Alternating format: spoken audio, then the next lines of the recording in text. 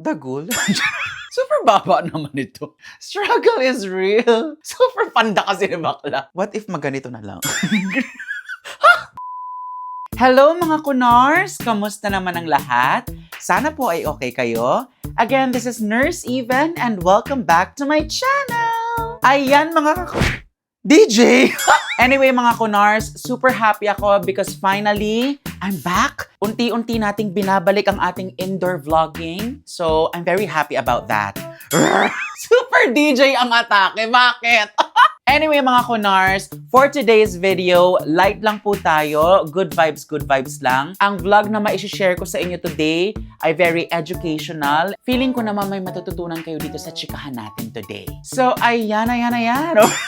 Anyway, ano ba ang pagchichismisan natin for today's video mga kunars? Well, base naman po sa kaalaman ng iba, sa kaalaman yung lahat, nandito po kasalukuyan ang aking mga magulang sa UK.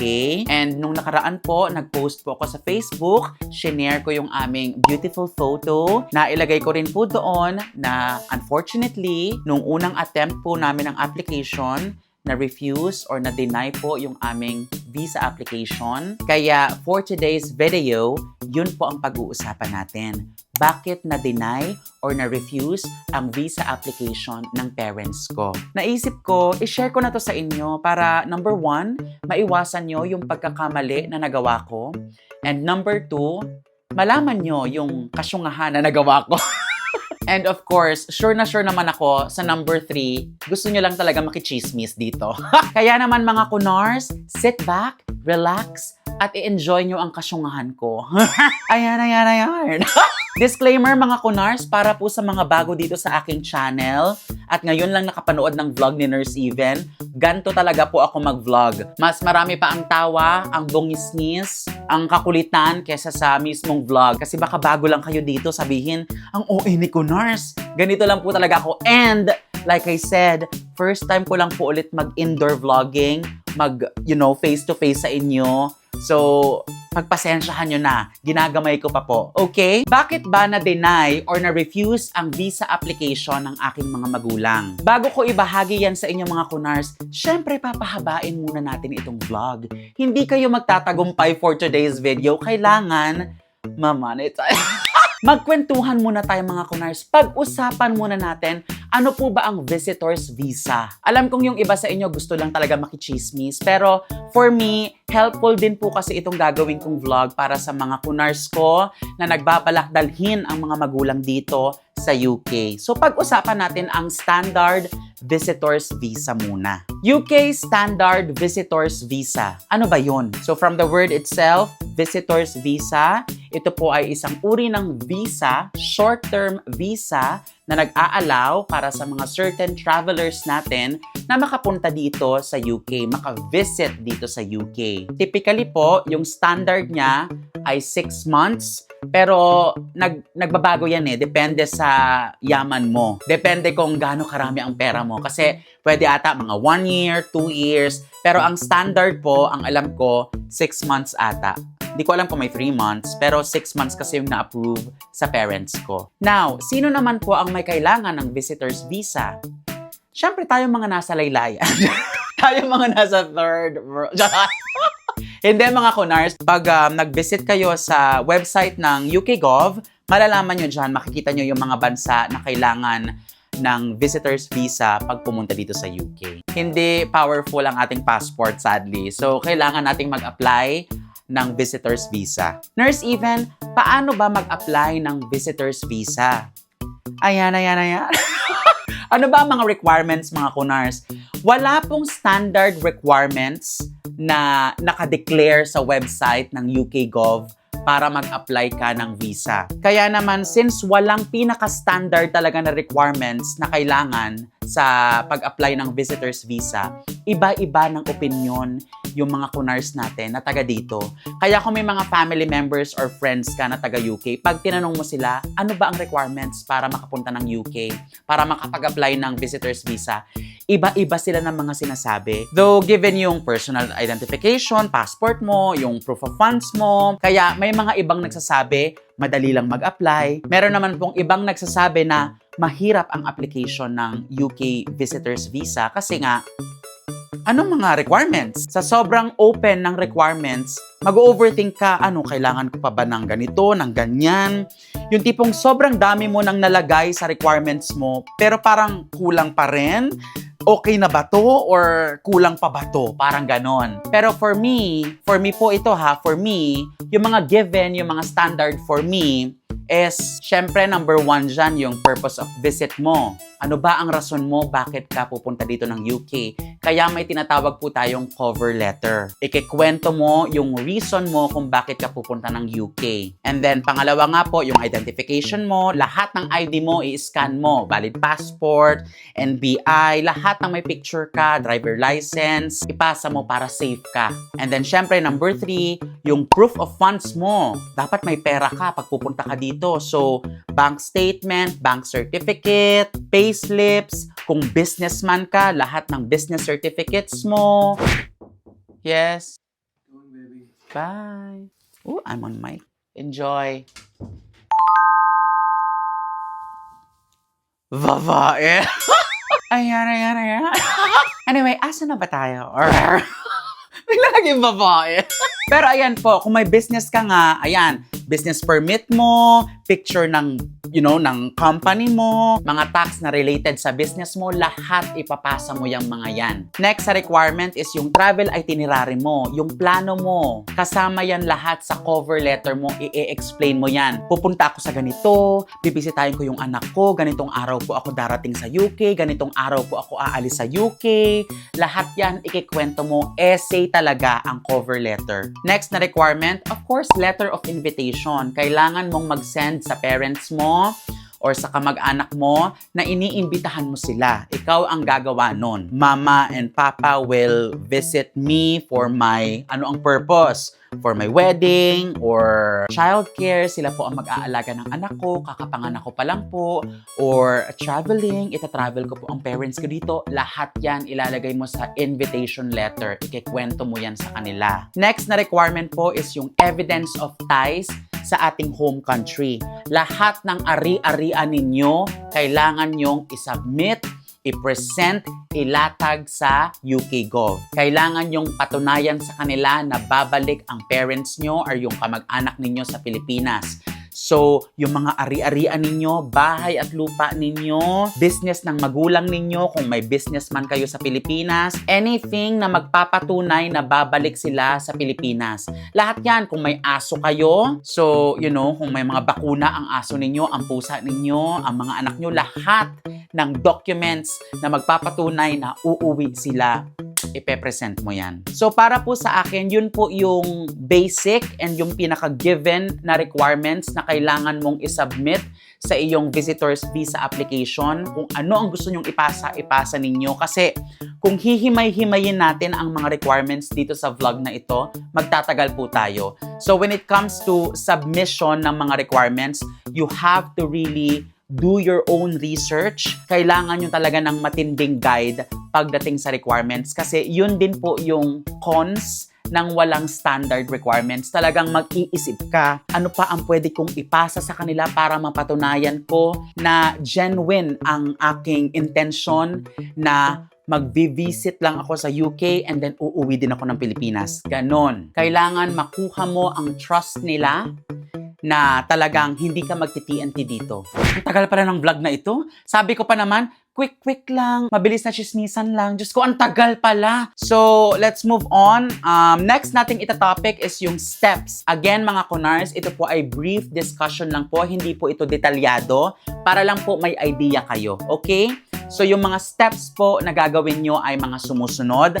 Number 1 po, kailangan nyong i-gather lahat ng requirements, ng documents, bago po kayo mag-proceed sa online application. Kailangan kumpleto na yan. COE, payslip, passport, lahat ng IDs ninyo, lahat ng business permit ninyo, lahat ng pictures ng aso, pusa, lahat ng pruweba ninyo, kailangan ready na bago kayo mag-proceed sa online application. And then kapag complete na lahat ng documents ninyo, ready na kayo, mag-login na kayo sa UK Gov and then hanapin nyo na doon yung Visitor's Visa application. Mabilis lang po ang online application, though medyo maraming tanong as in ang daming pages ng questions, pero napaka simple lang pong intindihin and napakabilis lang po ng instructions. Basta siguraduhin nyo lang po na legit ang pupuntahan yung website and then magkikreate kayo ng account and then dire-diretso na po ang questionnaires doon. Sasagutan nyo na lang mga kunars.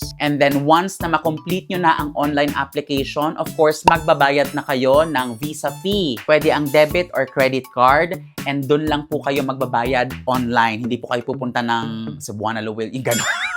Wala, online lang po. After nyo pong magbayad ng visa fee, kailangan nyo na pong mag-book ng biometric appointment. So may dalawang options or dalawang choices po kayo when it comes sa biometric appointment. Like I said, pinalikom ko sa inyo yung documents ninyo. So yung unang choice or option ninyo, either kayo ang mag-a-upload online ng mga documents para wala na kayong babayaran, or yung option 2 or yung second choice po is magbabayad kayo ng additional fee para pagdating nyo sa biometric appointment ninyo ay sila ang mag-a-upload ng mga documents ninyo. So, the decision is yours. Yung iba, ina-upload ng kusa para wala nang ang babayaran. Pero yung iba, since hindi confident sa mga scanning and gusto ng convenience, nag-e-extra payment sila para may taga-scan na sila. Ganon. And then, ang next step na po, pag nakapag-book na po kayo ng biometric appointment, antayin nyo na lang yung date na binook ninyo and then kailangan nyong mag-appearance doon sa binook ninyong date ng biometric appointment. Pupuntahan nyo po yan. May iba't ibang mga locations sa Metro Manila, kung sa karatig provinces ninyo, meron niyang mga office and centers na kailangan mong attendan para mag-biometric appointment. And para rin po aware kayo, sa araw po ng inyong appearance, sa biometric appearance ninyo, hindi na po kayo i-interviewin.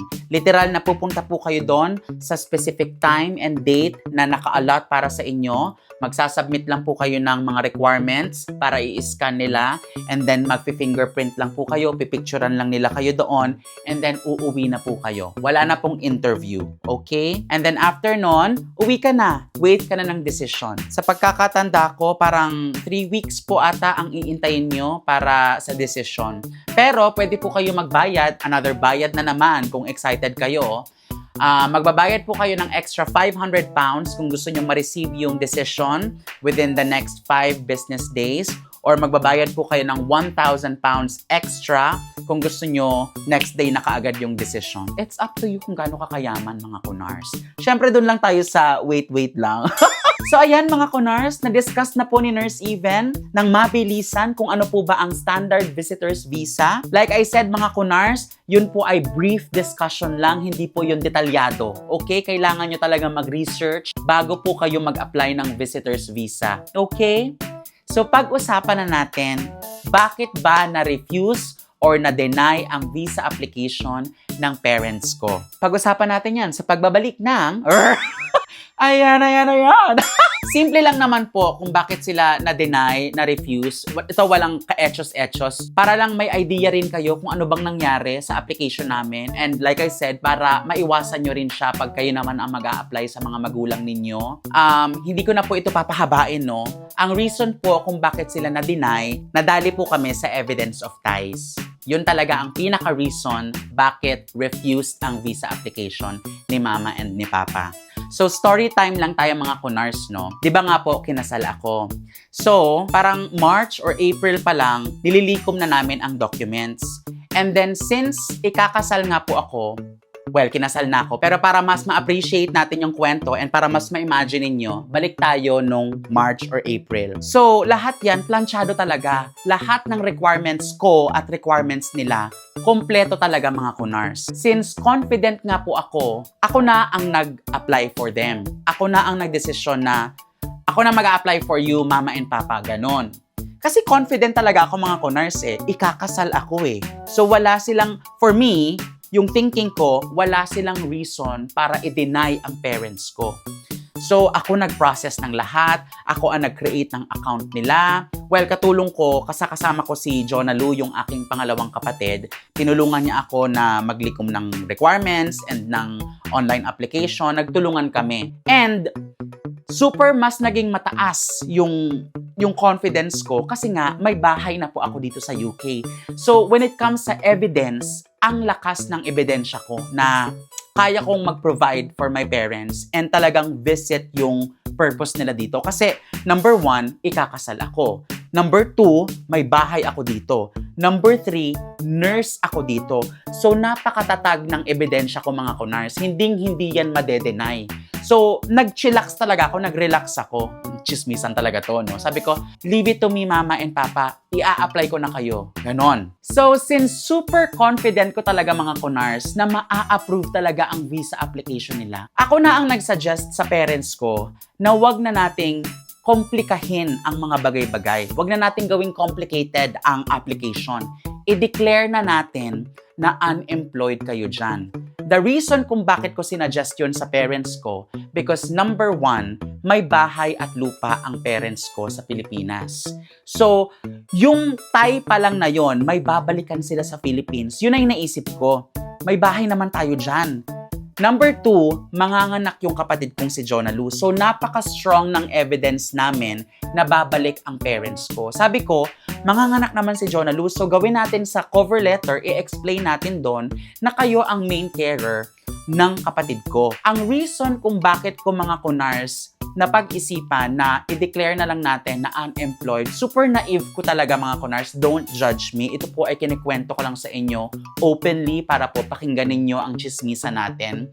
Pero kaya ko po napag-desisyonan na i-declare na lang natin na unemployed kayo kasi hihirap po kasi and hahaba yung application namin kapag dineclare pa namin yung business ng mga magulang ko. Si Papa po ay nag-Grab, di ba? Alam niyo naman po, nag-Grab driver ang aking tatay. Pero yung sasakyan po na ginagamit niya for Grab ay nakapangalan sa akin. Although may SPA ang tatay ko sa sasakyan ko na ginagrab namin, technically, sa akin nakapangalan yung sasakyan, so ako ang owner ng sasakyan. So kapag manghihingi kami ng mga documents sa Grab, ng status of account, yung income, earnings ng tatay ko, naisip namin, magiging complicated kasi kailangan ng authorization letter ko, pipirmahan ko pa, magre-request pa ako sa Grab. So sabi ko pa, unemployed na lang. Yung kay mama naman, deny din, refuse din, kasi may business din ang nanay ko, pero dineclare ko, ako talaga nagsabi sa kanila, mag-unemployed na lang kayo. Si mama po ay may laundry shop sa Philippines. Yung laundry shop po ng nanay ko is tinayo lang nila parang October last year. May go signal na kami sa munisipyo na pwede na mag-operate, pwede nang buksan ang laundry shop. However, yung mga documents to follow pa. So sabi ko, Mother, kailan mo pa ma-receive yung mga papers, yung mga documents? Ikakasal na ako ng July. And then sabi ng nanay ko, ipa-follow up niya sa munisipyo kung bakit wala pa yung mga papers. Sabi ko, hindi na ako makakapag-antay. April, nag-a-apply na kami. So sabi ko, unemployed na lang ang atake. At ang pinakarason kung bakit ang lakas ng loob ko na isuggest sa kanila na mag-unemployed na lang sila ay dahil sa remittance, mga kunars. Nagpapadala ako sa kanila buwan-buwan. So yun ang naisip ko. Sinabi ko kay Mama and Papa, nagpapadala naman ako sa inyo buwan-buwan. So yan na lang ang i-declare natin sa cover letter na source of income ninyo. Yung mga pinapadala ko sa inyong pera. Yun yung nasa isip ko. Kaya super confident ako na approve. Kasi yung sa imagination ko talaga mga kunars, na-cover ko lahat. Proof of income nila, nagpapadala ako, check. Proof of ties, na uuwi sila sa Pilipinas, may bahay at lupa kami sa Pilipinas, manganganak ang aking kapatid, check. And evidence na genuine ang intensyon nila ng pag-visit sa akin dito, check na check. Kasi nurse ako dito, may bahay ako dito, at ikakasal ako rito, so kaya ko silang suportahan. For me, yung checklist ko, kompletong-kompleto. Kaya wala talagang rason kung bakit madedenay kahit i-unemployed ko sila. And then ayun mga kunars, nag-appearance sila, nag-biometry, nag-wait ng desisyon, denied. Chinek namin ang reason kung bakit na-deny, tapos in-explain nila, yun nga, yung evidence of ties. Kasi since both unemployed yung parents ko, na dineclare namin na mag-unemployed sila, parang red flag pala sa kanila yon kasi wala na silang babalikan sa Philippines. So parang sa isip-isip ko, i-appeal natin to kasi may bahay at lupa kayo dyan sa Philippines and at the same time, manganganak yung kapatid ko. So may babalikan kayo, yun yung nasa thinking ko. So upon further investigation, syempre nangausap ako dito ng mga kakilala ko and ng agent nga. Shout out Airedale. So, ayun nga, big red flag pala sa kanila na walang babalikan pala talaga ang parents kong business or work. Kasi, technically, ang bahay, pwede palang iwan nga naman sa Philippines yan. Pumunta sila dito sa UK, tapos paupahan na lang nila yung bahay dun sa Pilipinas, mag-TNT na lang sila dito. So, yun pala yung red flag, yun pala yung reason kung bakit weak ang bahay at lupa lang. So sabi ko, manganganak naman yung kapatid ko. So sila ang main carer. Adult ang kapatid ko, hindi siya menor de edad. So kaya ng kapatid ko ang sarili niya. So parang wala talagang malakas na proof na may babalikan pang kahit anong pwedeng balikan sa Pilipinas. Kasi nga, yung bahay, pwede mo lang ang paupahan nga naman yan. Tapos mag-TNT ka dito. So, ayun. Super cry talaga ang Nurse Even. And then, thankfully nga, nakilala ko ang Airedale. Maraming salamat po, Airedale. Kasi, since hindi na nga po kami pwedeng mag-appeal, pwede naman kaming mag-reapply. Inayos na namin yung talagang application, dineclare namin lahat. Yung business ng tatay ko, yung business ng nanay ko, lahat in-explain namin sa cover letter. And then, habang pinaprocess ng Airedale yung reapplication ng magulang ko, talagang pinalo up ng nanay ko yung documents, yung mga papeles ng laundry shop kasi malaki talagang contribution yun para ma-approve ang visa. So ayan, yun po ang reason kung bakit na-deny or na-refuse ang visa application ng parents ko. And kaya ko po siya openly sinishare sa inyo ay para po, like I said, magka-idea kayo and maiwasan ninyo yung mga ganong, mga ganong bad decisions. Hindi basta-basta ang visa application. Ako kasi talaga mga kunars, honestly, nag-relax talaga ako. Talagang, ma-approve yan, kasal ko naman. So sabi ko, there's no way na madedenay ito. Wala silang magiging rason para i-deny ang application na ito. And nagkamali talaga ako mga kunars. So kung kayo po ay may balak na, i-apply ang magulang nyo papunta dito sa UK para mag-visit sila, hanggat kaya nyo na maging detalyado talaga, gawin ninyo yan. Kung hindi nyo kaya ang pressure ng paglikom ng documents, pumunta kayo sa Airedale, okay? Maghanap kayo ng assistance, maghanap kayo ng help mga kunars para hindi masayang ang oras ninyo and at the same time, hindi masayang ang pera ninyo pag nag-apply. Sayang din yun, no? Hindi tayo nagtatayo ng pera dito mga kunars, pinaghihirapan natin ang bawat pound. So dapat pag nag-apply tayo, plakado talaga, like planchadong. Okay? So ano po ang key take-out? School! Diyan na po natin tatapusin ang ating vlog for today's video, mga kunars. Ayan. DJ! Sana po ay nag-enjoy kayo sa ating chismisan. Maraming salamat po mga kunars for watching. Again, this has been Nurse Even, Pretty Check, and Rar! Bye! Ayan.